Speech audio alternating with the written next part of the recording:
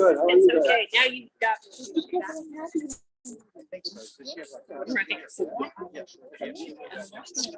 Yeah. No problem. I should have said. Hi.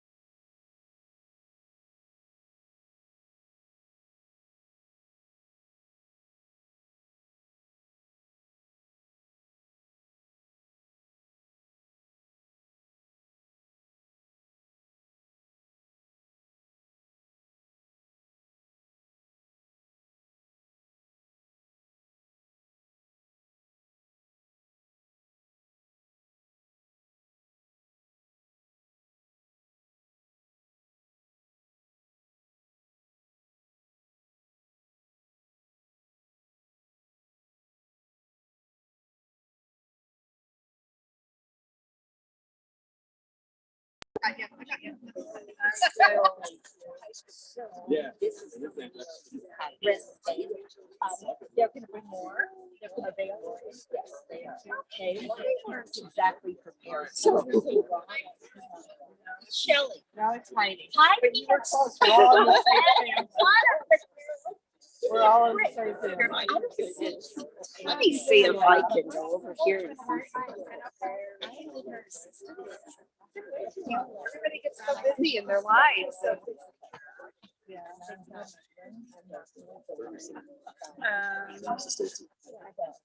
Take careful not to go. Then it's even harder. And with COVID, no one saw anybody. So you see who you're sitting next to? No.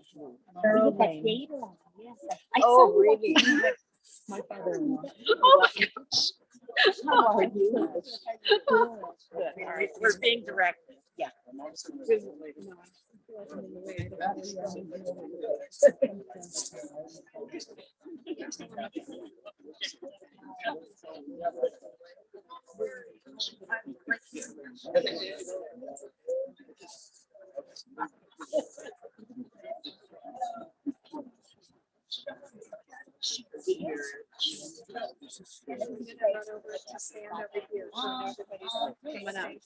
I'll see you after.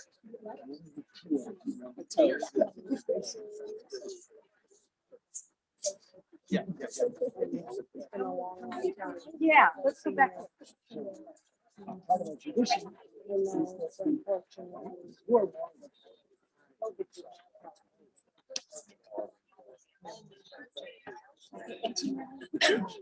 Too. In the panel. Oh, wow. Of course. Good morning. Yeah, no, I understand. Oh, Okay. I keep showing you. Really? Really? You're a little bit ahead of me. yeah. Spouses. Yeah. Well, So one of the obligations in the morning was to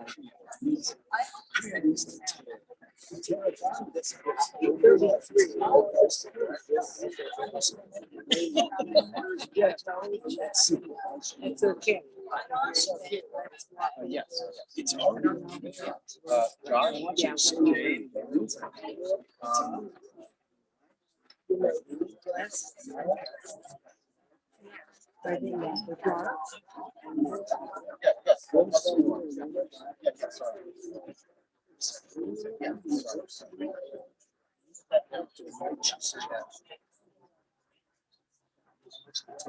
Tear it up. Don't tear it up. Just tear it up. It's split. Perfect. Perfect. Perfect. Start. Josh, and Stacy, speak first.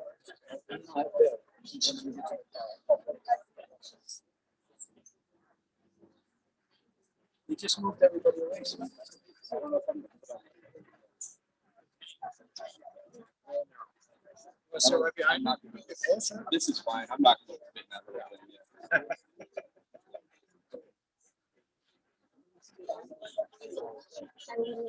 No, I would collapse that.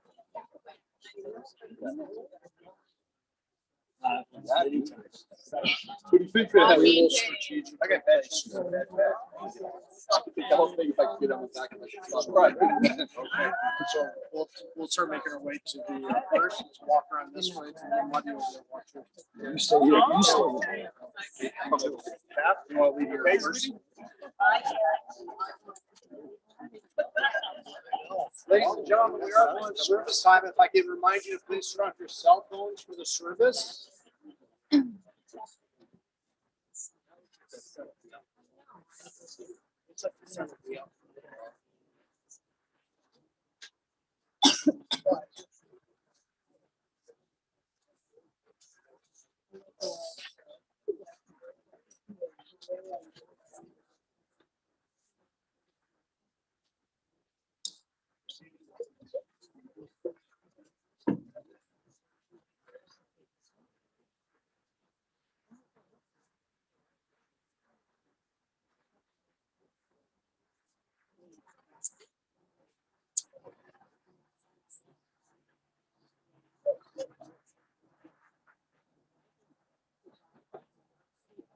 Oh.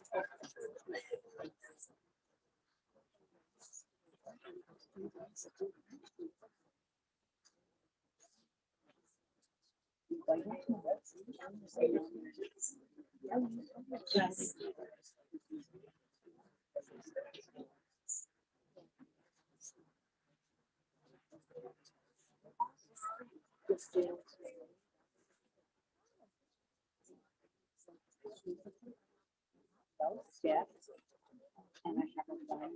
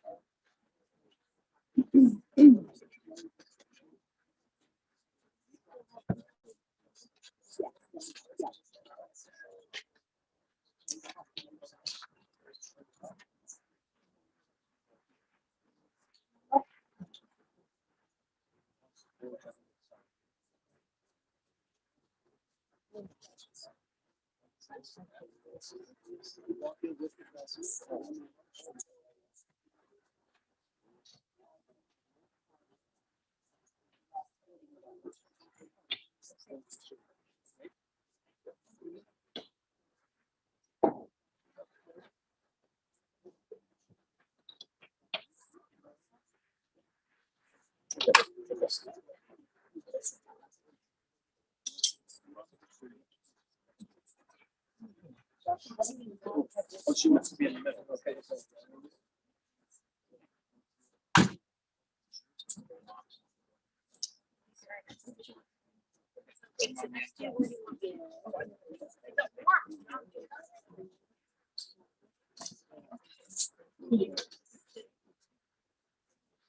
Ladies and gentlemen, the family's been seated. There are a few extra chairs. Please don't be bashful. If you'd like to have a seat, please come forward and take one.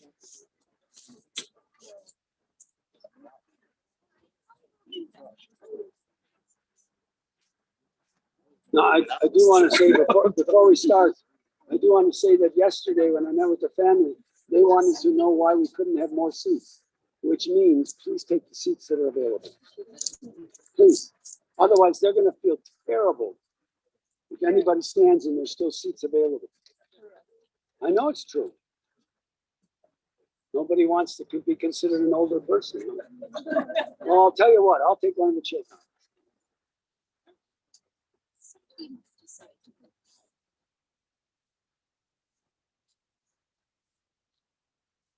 Sheldon, you can sit down. You got a great beard. You can sit down. Oh, he does. He really doesn't want to be consulted. Yeah, it's all good He worked out this morning. I know. this afternoon. Esoina el heharim. Me'ayin yavo Ezri. Ezri me'im Adonai oseh shamayim va'aretz. Al yatein lamot raglecha. Al yanum shomrecha. Hine lo yanum velo yishan shomer Yisrael Adonai shomrecha. Adonai tzilcha al yad yaminecha. Yomam hashemesh lo yakeka. Yoreach balayla. Adonai yishmorcha mikol ra. Yishmor et nafshecha. Adonai yishmor tzidcha v'lecha me'otavi Adonai. I will lift up mine eyes unto the mountains.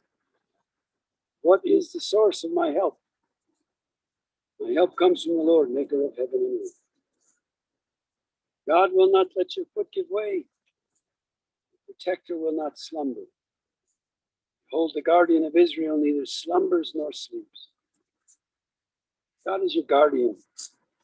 God is your protection at your right hand.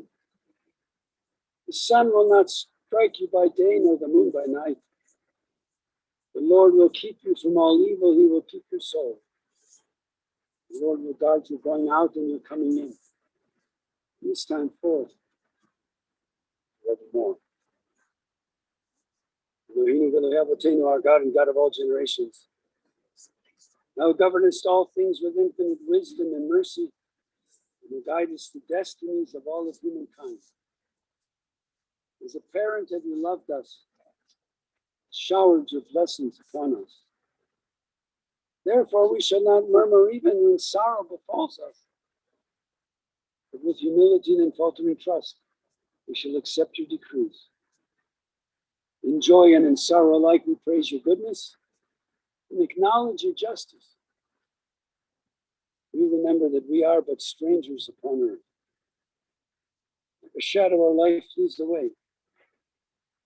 Help us, O God, so to walk in your sight, that when the few years of our earthly pilgrimage are ended, we may be ready to meet our end with tranquil mind. Thee we look for comfort and strength. One of our beloved is taken from us, and a link is broken in the chain of love which binds us together. When we walk in the valley of the shadow of death, we shall fear no evil, for thou art with us.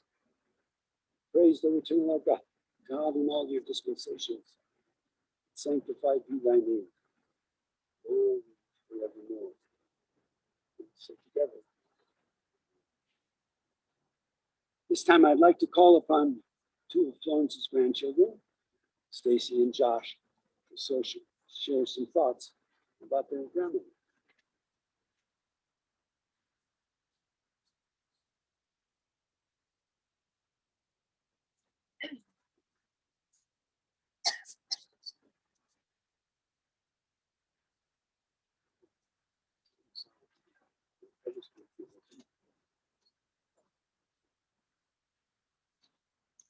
First, I just want to start off by saying that on behalf of my mom, Kathy, and my Aunt Nancy and the family, we thank everybody for being here, supporting us and loving us. My sister, Amy, wishes so much that she could be here. She's heartbroken that she can't be here today, but she loves Bobby very much, of course, and we wrote this together.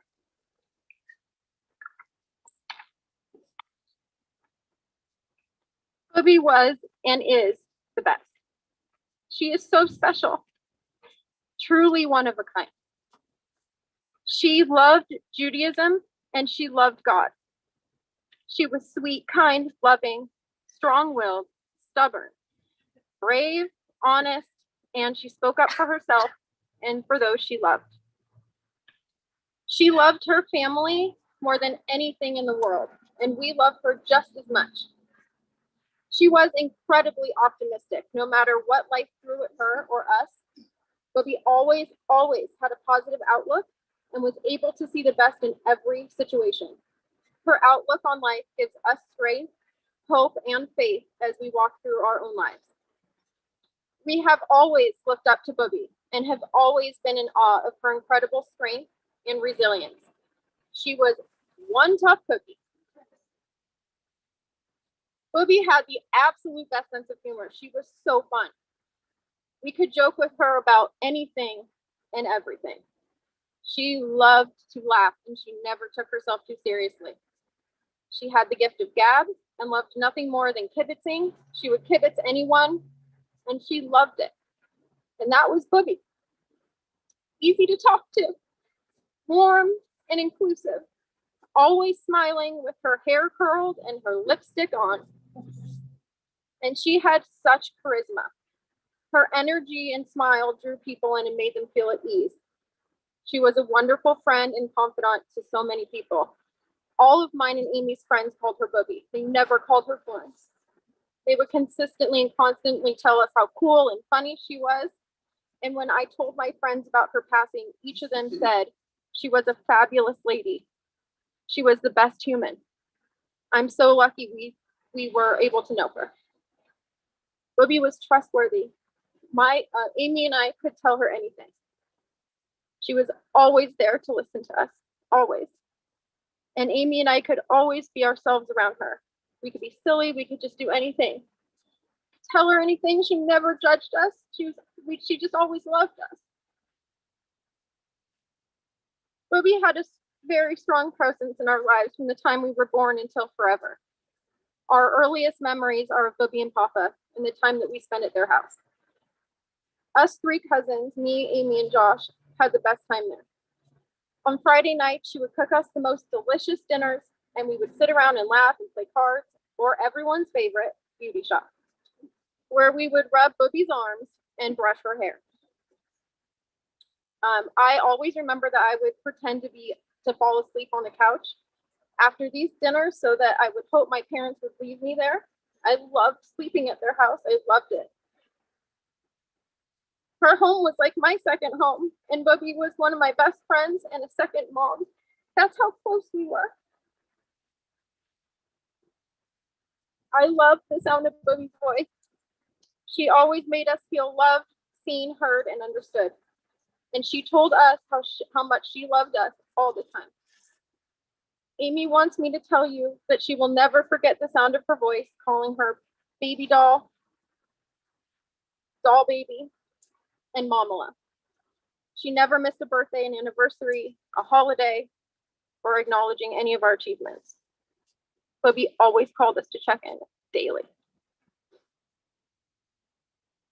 She was always proud of us. She attended recitals, performances, came to birthday parties, bridal showers, my wedding, other celebrations, and when distance prevented her from being there, she always wanted to hear every detail. That's who she was. More than anything, Booby cared about her family and did everything in her power to make sure that we had our best lives possible. She never wanted us to struggle or for our lives to be harder than they needed to be. She was our biggest fan and cheerleader. She always wanted us to be safe. When we traveled, she wanted to make sure we got to the airport, when the plane landed, we got to the hotel, etc., etc. And if she didn't get a hold of us, we knew she would go down the phone tree until she did. Amy wants me to tell you that Booby saw the best in me.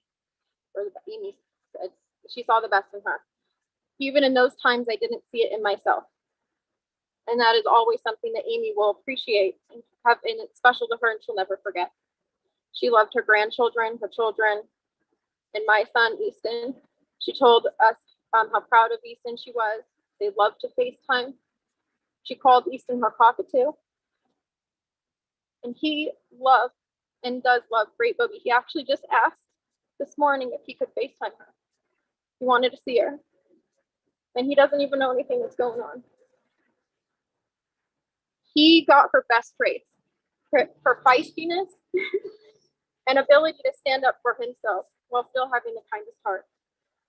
Our husbands, Sebastian and Pear, want everyone to know that Booby welcomed them with open arms. They recall feeling an immediate sense of warmth and inclusion from the first time they met her.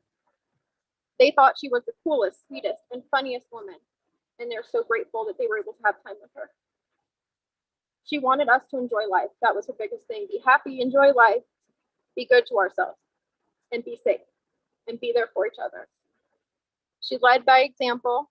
She enjoyed life to her fullest. She took care of those around her and didn't let anything bring her down. And she was like this until her final moment. Bubby will always have our hearts. We will forever cherish the time we had together on earth. We're so blessed she was ours. Thank you, God, for giving us our Bubby. We'll miss you dearly.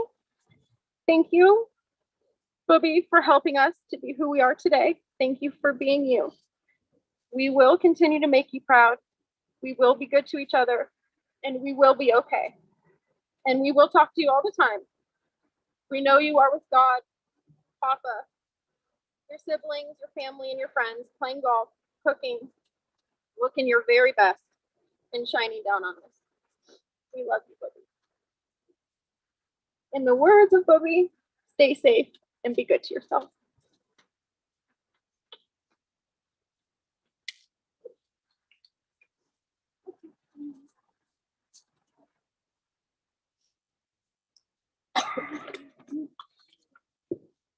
All right, you'll notice some common themes here. As I look back, most of the happy memories from my childhood begin with that one time at Bubby and Papa's house. Their home was truly a magical place for me and my cousins. Walking through their front door, you were usually engulfed by the smell of home-cooked food mixed with a little pipe tobacco smoke, a smell I can and will never forget. I grew up spending a lot of time with my Bubby and Papa, and I absolutely know I was afforded an old school experience unlike most had in my generation. On Friday nights after dinner, Bub would break out the poker chips and deal us all hands of blackjack at the table in a highly genuine casino-like experience.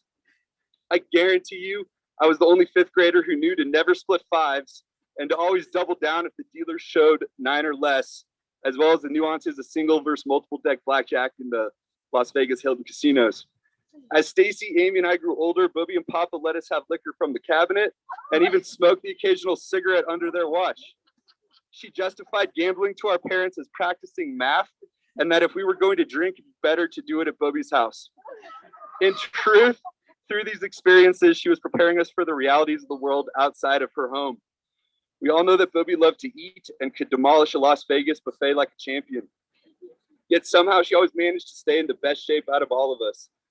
But even more so, I believe she truly loved to gather and aggressively feed her family. If you ever ate at her table, you know that my Bubby would offer you portions of food repeatedly, over and over, until you utterly relented. She didn't really care if you were hungry. She only wanted to nourish and support her family, despite our sometimes objections. For me, this implicit lesson is one I hold dear and will continue to uphold. At Bub's house, I always felt like a king, a macher, like I was gaining experience, an edge, a confidence, and a perspective that could only be learned from the greatest generation. For me, this was her greatest gift to me and will resonate with me for a lifetime. She will be infinitely missed, constantly remembered, and always loved. Love you, Bubby.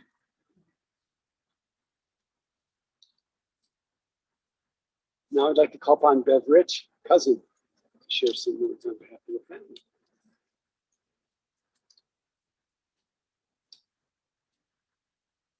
Thank you very much. Good afternoon, everybody. Well, I was going to say all of those wonderful words as well. Man, I'm so glad you guys did it for me. Now I can just get on and tell you about me and my Aunt Florence. Well, she came into my life 76 years ago. I was the firstborn to all of her siblings. Florence was the youngest of the siblings. She had 3 older sisters and an older brother. Well, anyway, I'm the one who was so spoiled, and I got the best of all of them. So that was Ruthie, Dorothy, my mother Eileen, and my Uncle Leonard, and my Aunt Florence. So as far back as I can remember, I'm going to take you back now till 3 years of age. My Aunt Florence smoked cigarettes, had bubble gum that she loved to crack, better than anyone I've ever heard, and I still can't do it, although I still try.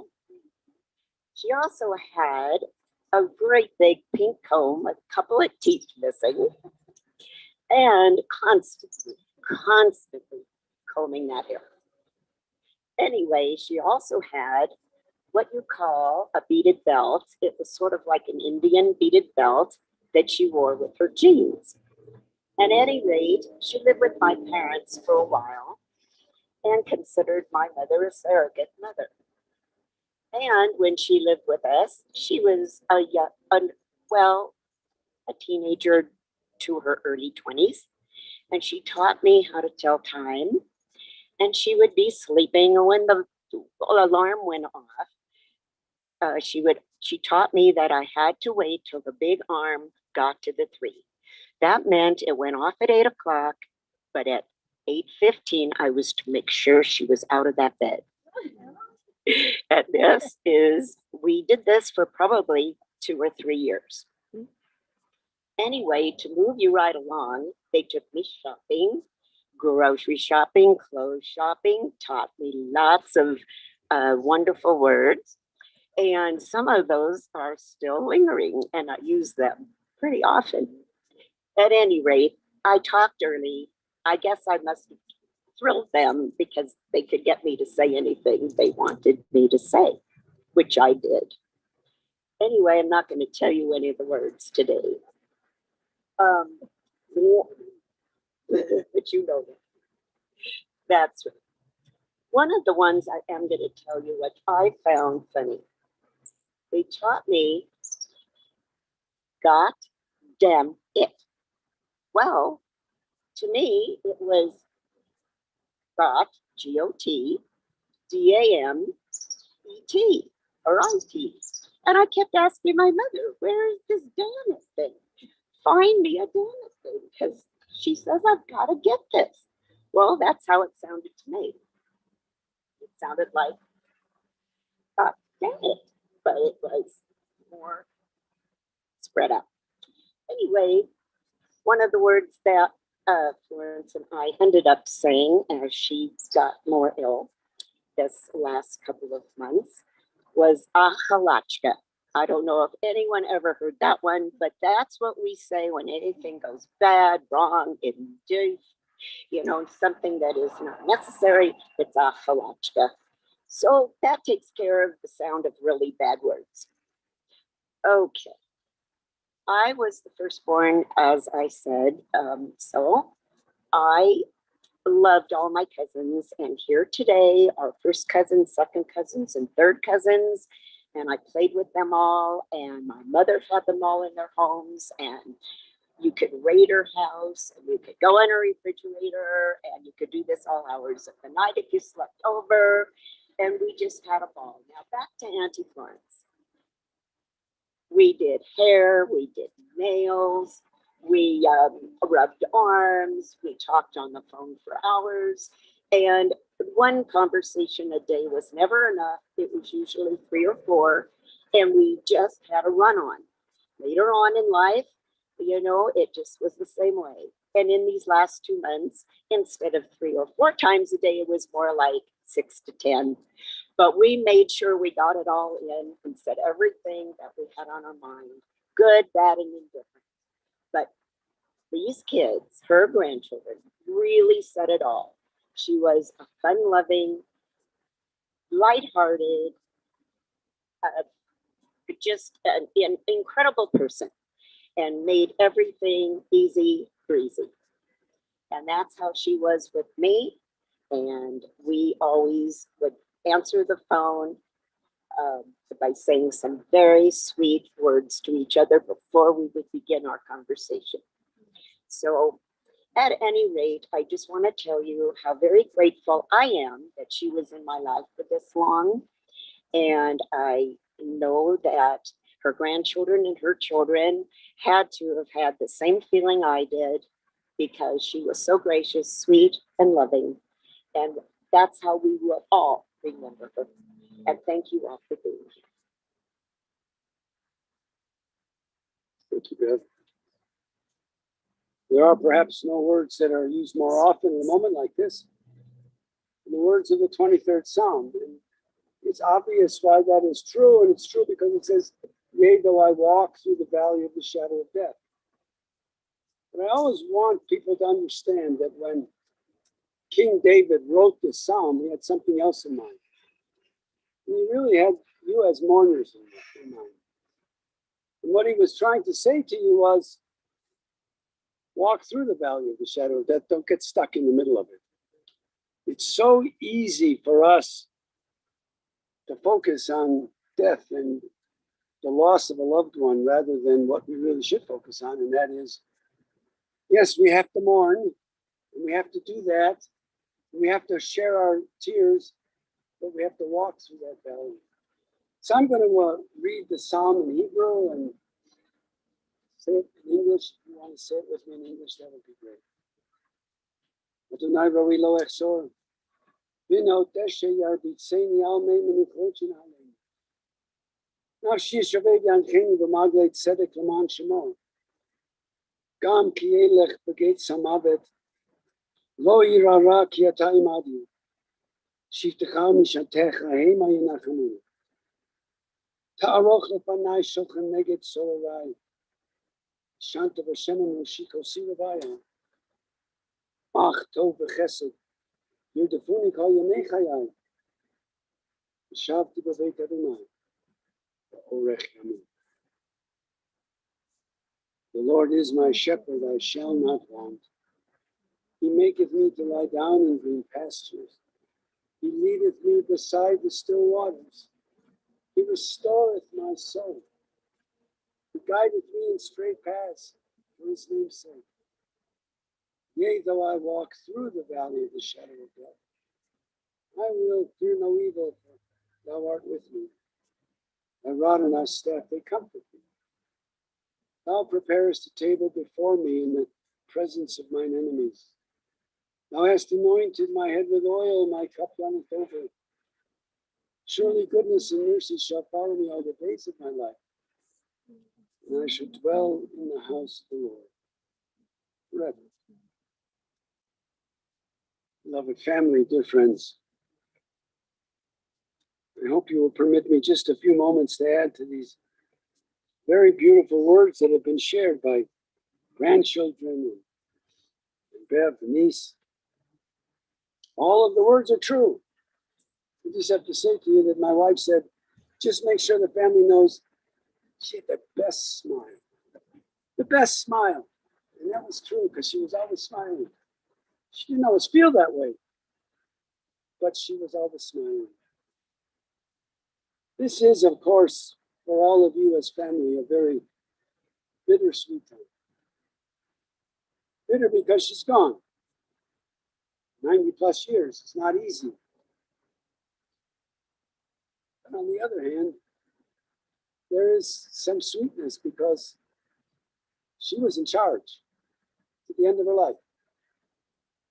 I felt particularly honored when Nancy called me the other day.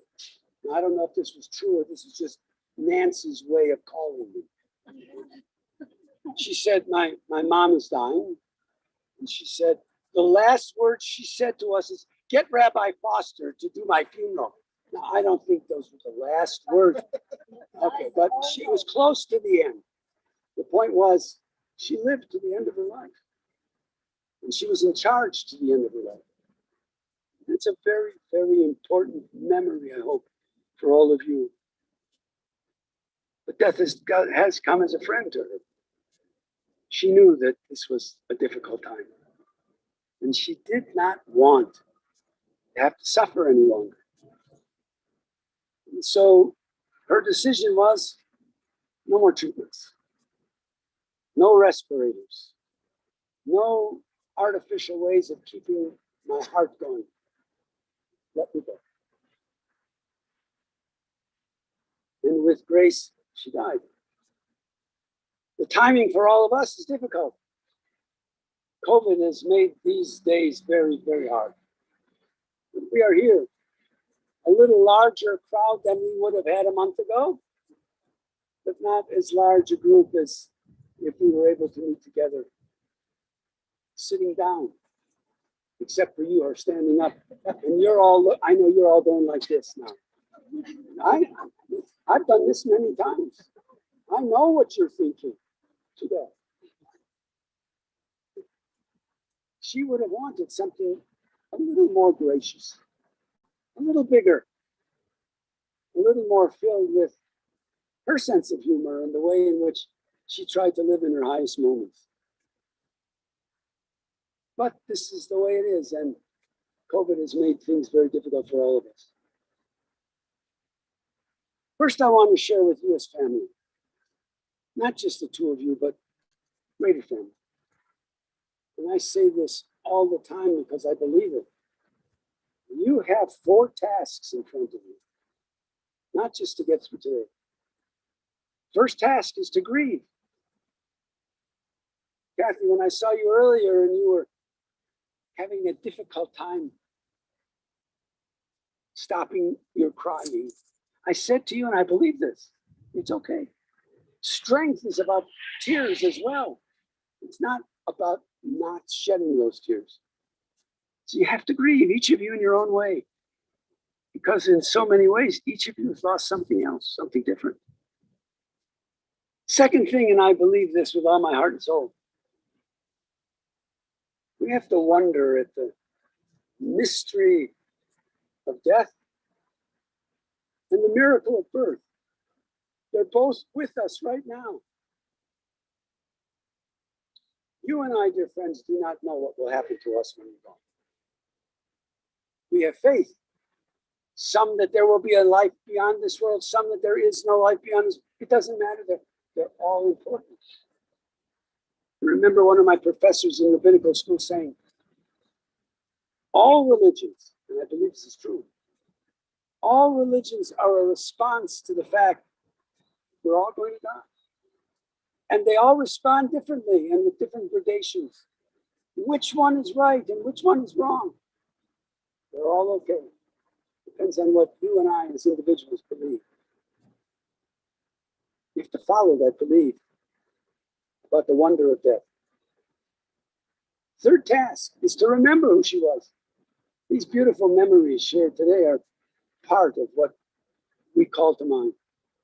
And each of us differently will remember her because she was something different to each of us at a different time. That's the way life is. And Josh, even you here today, you're here because of your grandpa. You know how I know that? Because your grandpa was the first Yul Brenner I ever really met. And you're taking after your grandfather. Wonderful.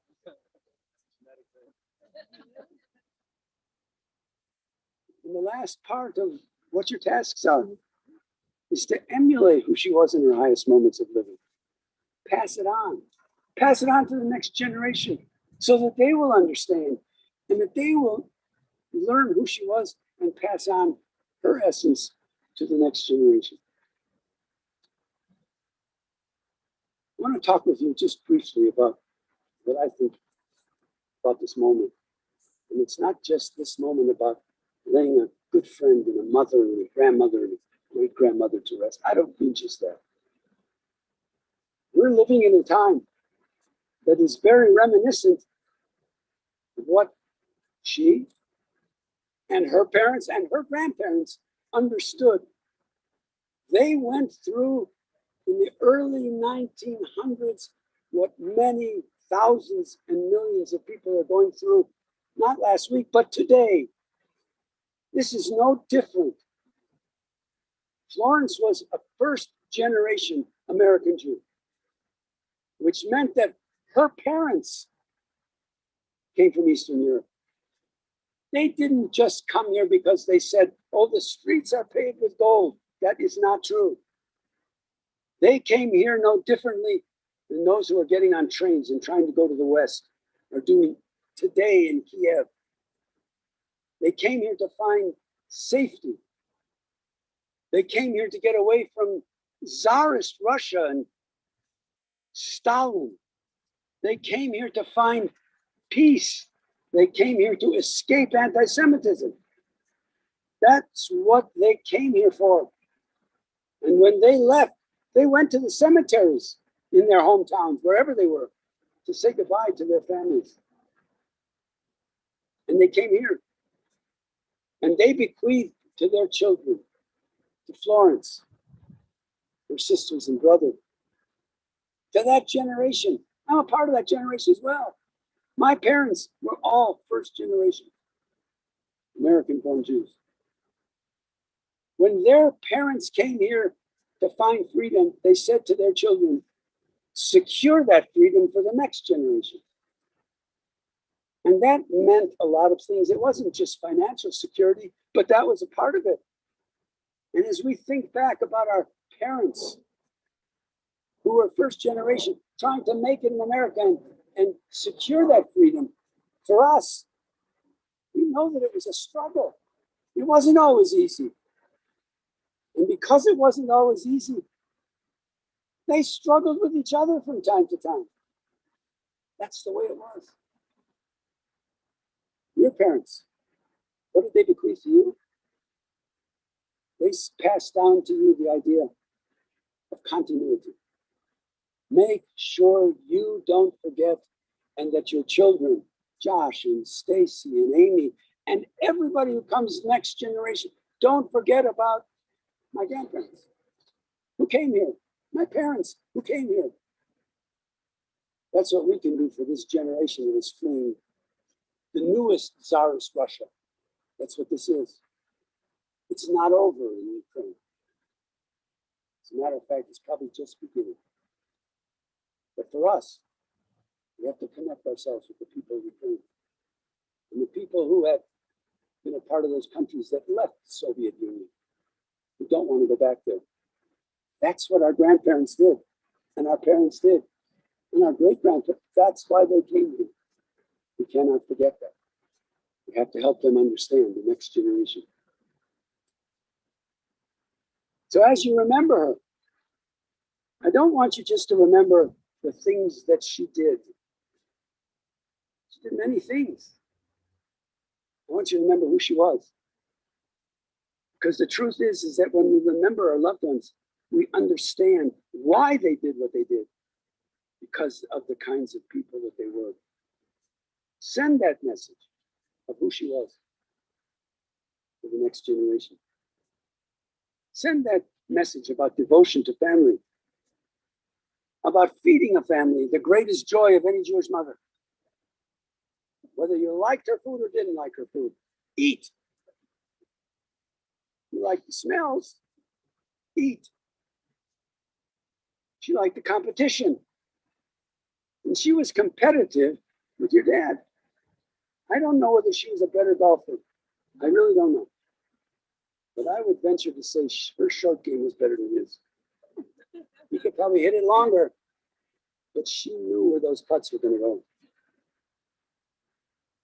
She would say, remember those home dinners, those Shabbos evening dinners at the table, and then the second table, the blackjack table. I understand.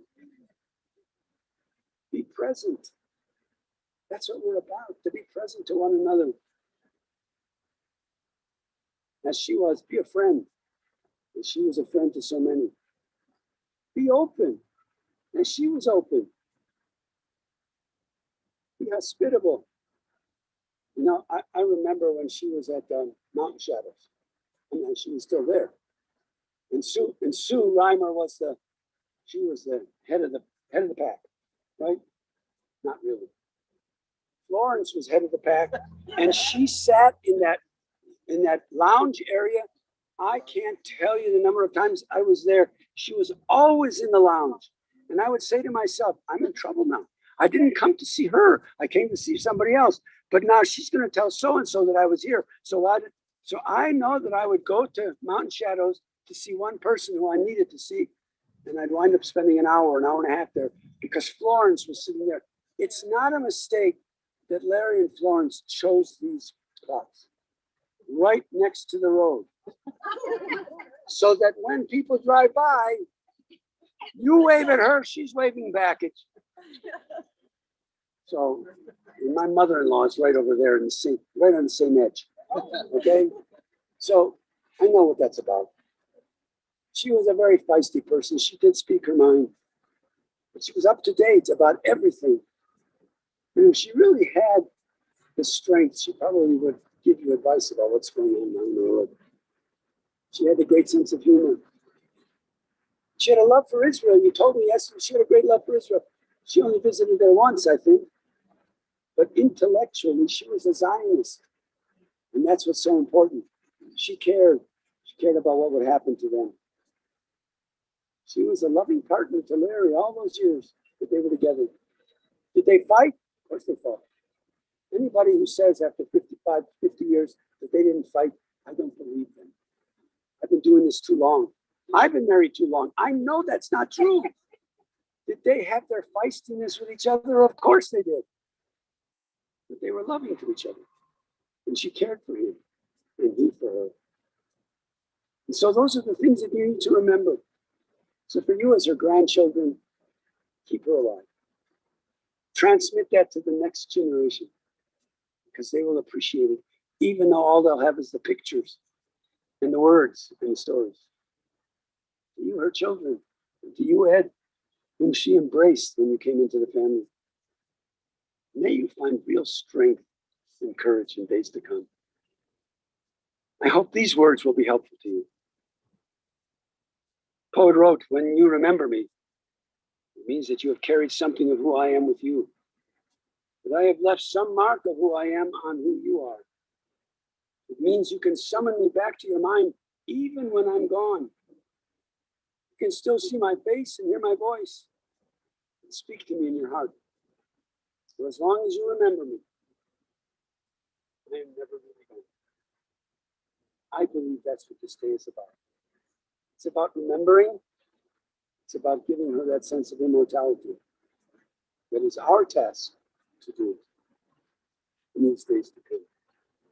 It is in that spirit then that we resolve to face our grief without self-pity, but with bravery and integrity, keeping before us forever the blessings that God conferred upon us in this life that He hath lent to us for these many decades.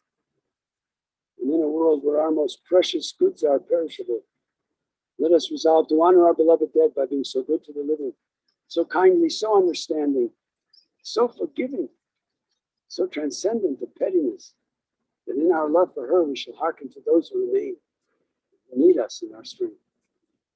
May it be through new relationships and new service to humanity that we make good our loss, and in the beauty of our own lives, erect the noblest monument to our mourned dead. And thus the beauty of her life shall ever abide among us all. It's a living and loving benediction. Adonai Natan Adonai Lakach. Yehi Shem Adonai Mevarach Me'atav Yad Olam. God has given. God has taken away. Praise be the name of God, now and forevermore. And let us all say together, in the rising of the sun and in its going down, we will remember her. In the blowing of the wind and in the chill of winter, we will remember her. In the opening of buds and in the rebirth of spring, we will remember her.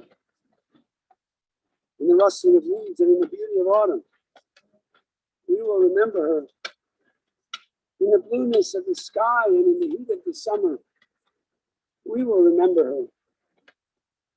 In the beginning of the year and when it ends, we will remember her. When we are weary and in need of strength, we will remember her.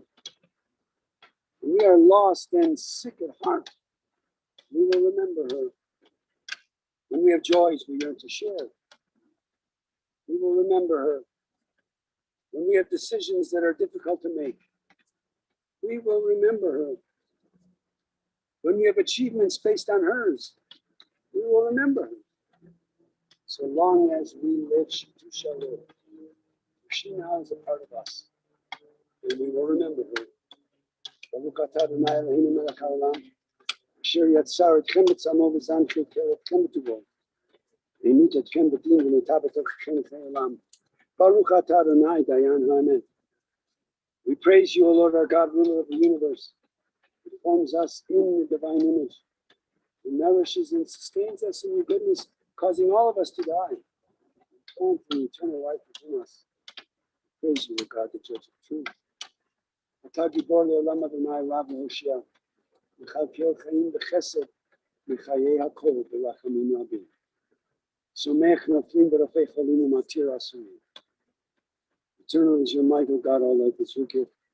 Great is your power to save. Love you sustain the living with great compassion. You give life to all. You send help to the falling and healing to the sick. You bring freedom to the captive and faith to those who sleep in the dust.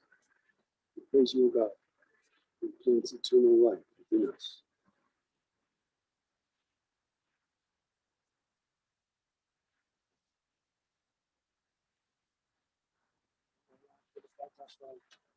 Bless thou art, bless thou shalt return. When we're out there from it,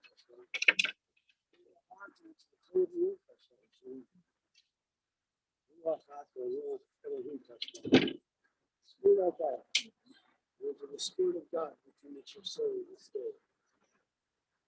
We know that most of you understand that in our tradition, it's considered to be an act of loving kindness to bury the dead. And that is true. In this cemetery, however, we are not permitted to fall in the grave. So at this point, I'm going to call upon the immediate family if they would like to place some in the dirt.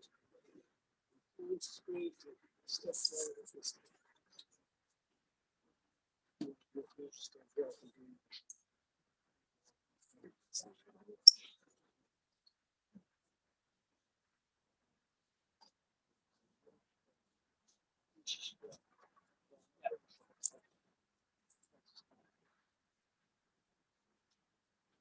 Stay right there.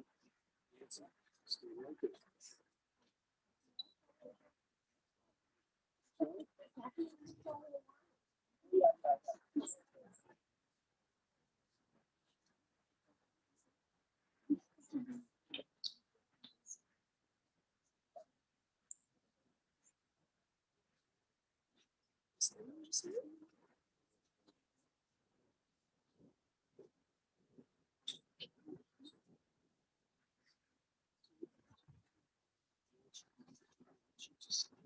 Thank you. I didn't fall. I just hit my right leg, which is going to be operated on. Do you want to, can you stand here without any trouble? Or would you like to sit and then stand again? It's going to be one for you.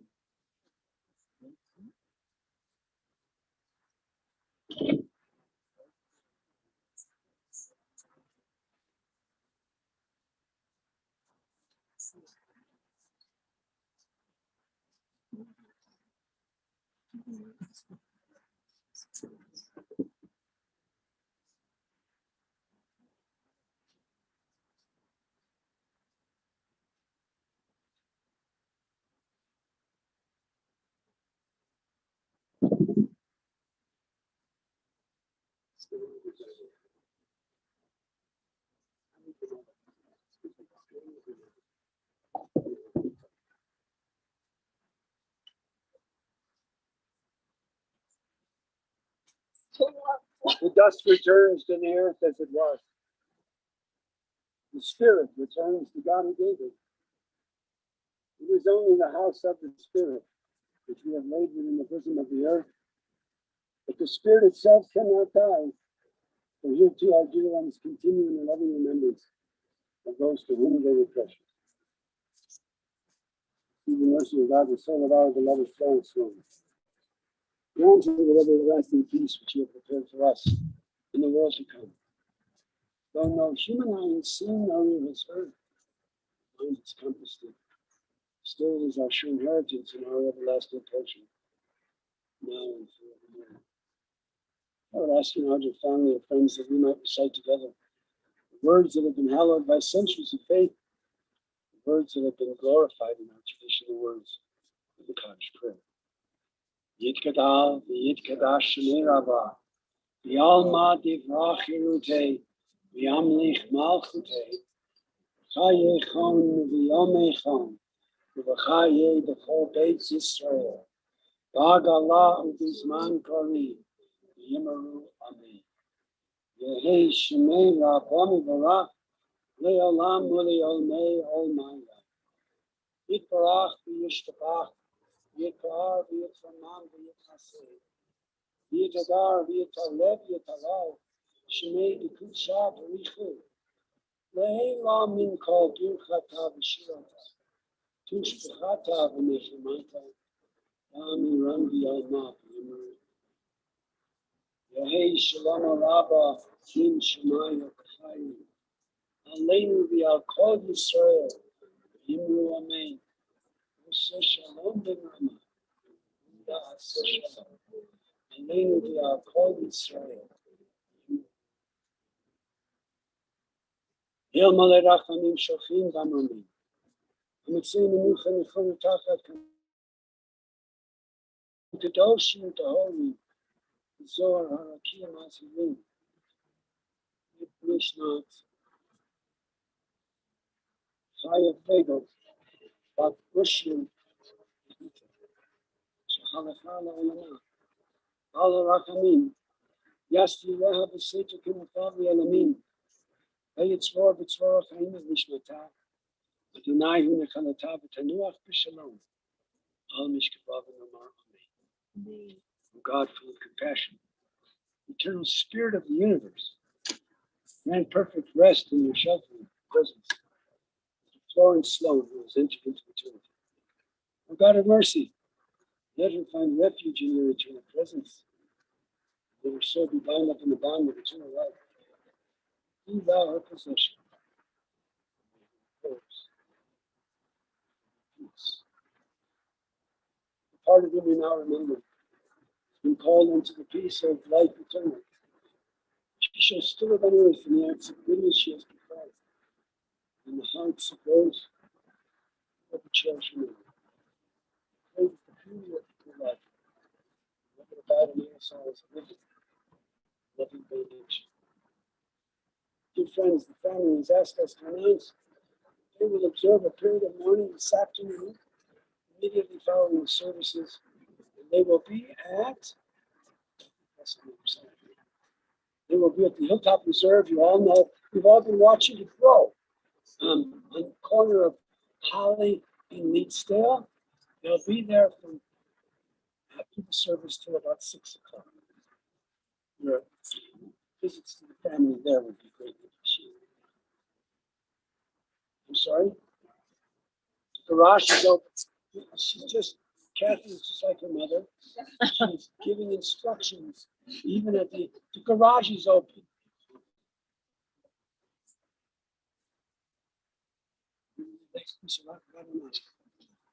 Go your way for God's culture. Go your way and may God be with you.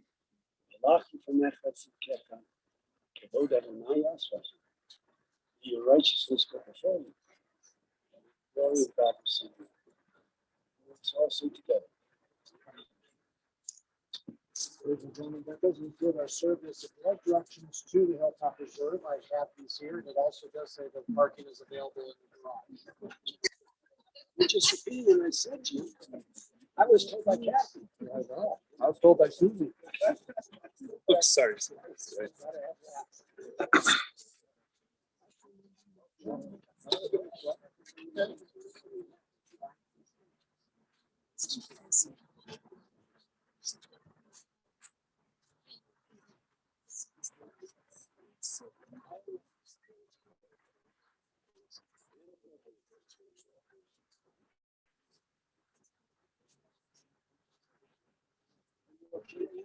Yeah.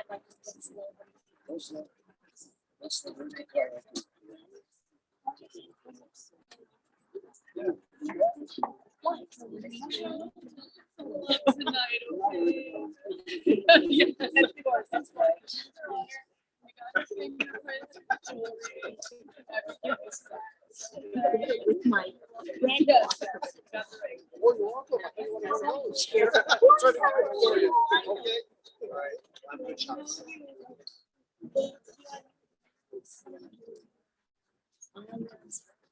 I got some of the body sometimes, so that's part of it.